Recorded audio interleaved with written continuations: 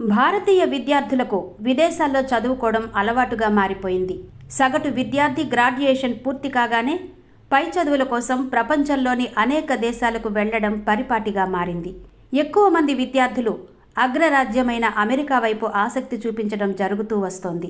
అయితే ఇటీవల ఎన్నికల్లో ట్రంప్ అమెరికా అధ్యక్షుడైన తర్వాత భారతీయ విద్యార్థులకు చుక్కలు చూపించడం మొదలుపెట్టారు. లేనిపోని ఆంక్షలు పెట్టి భారతీయ విద్యార్థులను అమెరికా రానివ్వకుండా చేస్తున్నారన్న ఆరోపణలు ఉన్నాయి. ఈ పరిణామాల నేపథ్యంలో భారతీయ విద్యార్థుల దృష్టి యునైటెడ్ కింగ్డమ్పై పడింది. అమెరికా ఆంక్షల నేపథ్యంలో విదేశాల్లో చదువుకోవాలనుకునే భారత విద్యార్థులకు యూకే వరంగా మారింది. దానికి తోడు ఇటీవల రెండు దేశాల మధ్య స్వేచ్ఛా వాణిజ్య ఒప్పందం కూడా కుదరడంతో మరింత సులభమైంది. ఈ అగ్రిమెంట్ కుదిరాక 1.36 లక్షల మంది యూకేకు వెళ్లినట్టు తెలుస్తోంది. ఇది రాబోయే కాలంలో మరింత పెరిగే అవకాశాలున్నాయని పాశ్చాత్య నిపుణులు చెబుతున్నారు. అక్కడి ప్రభుత్వం కూడా మన విద్యార్థుల రాక పట్ల సుముఖంగా ఉన్నట్టు వారన్నారు.